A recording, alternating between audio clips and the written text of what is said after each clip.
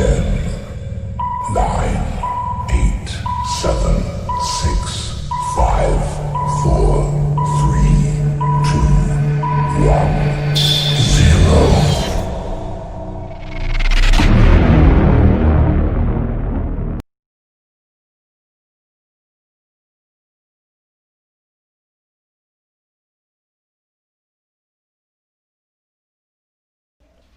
Assalamualaikum warahmatullahi wabarakatuh. Perkenalkan, nama saya Lutfi Rohadatul Aisy, NPM 195303-2007. Di sini saya akan menjelaskan tentang implementasi prinsip checks and balance dalam Undang-Undang Negara Republik Indonesia tahun 1945. Yang pertama, ada pengertian prinsip checks and balance. Prinsip checks and balance merupakan prinsip ketatanegaraan yang menghendaki agar kekuasaan legislatif, eksekutif, dan yudikatif sama-sama sederajat dan saling mengontrol satu sama lain.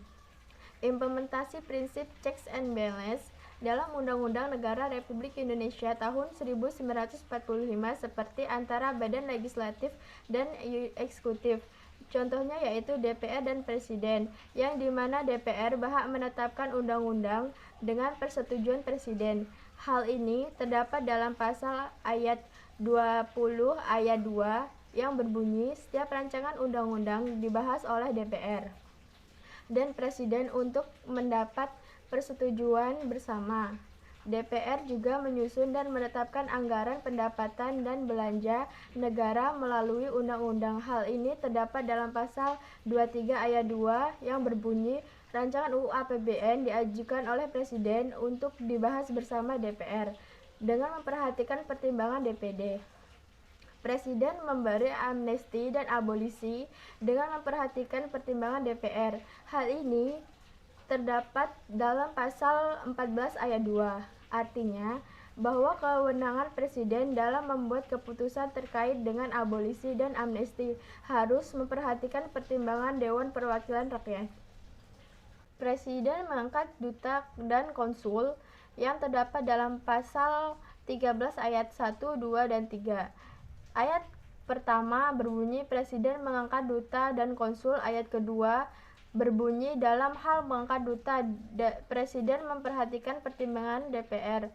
Ayat ketiga, Presiden menerima penetapan duta negara lain dengan memperhatikan pertimbangan DPR. Selanjutnya, antara badan eksekutif dan yudikatif. Contohnya yaitu Presiden dan MA. Presiden memberi grasi dan rehabilitasi dengan memperhatikan pertimbangan MA. Diatur dalam pasal 14, artinya bahwa di sini Presiden dalam memberi grasi dan rehabilitasi harus terlebih dahulu memperhatikan pertimbangan dari MA supaya dapat disepakati bersama. Selanjutnya, antara badan legislatif dan yudikatif.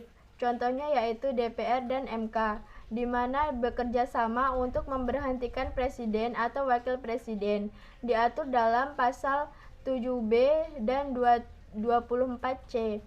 Keseimbangan kekuasaan antara lembaga yudikatif dan eksekutif juga dibangun di atas prosedur pengisian hakim-hakim, baik hakim Mahkamah Agung maupun hakim Mahkamah Konstitusi. Pengisian hakim-hakim agung dilakukan melalui seleksi yang dilakukan oleh Komisi Yudisial. Hasil seleksi Komisi Yudisial diajukan kepada DPR untuk dibahas dan diminta persetujuan.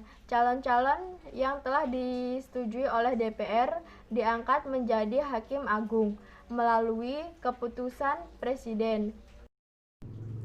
Sedangkan hakim Mahkamah Konstitusi yang jumlahnya 9 orang terdiri dari 3 orang hakim diajukan oleh DPR, 3 orang diajukan oleh Presiden, dan 3 orang diajukan oleh Mahkamah Agung. Terdapat dalam pasal 2C ayat 2. Komposisi semacam ini menggambarkan keseimbangan checks and balance lembaga legislatif, yudikatif, dan eksekutif dalam membangun Mahkamah Konstitusi. Demikian yang dapat saya sampaikan. Wassalamualaikum warahmatullahi wabarakatuh.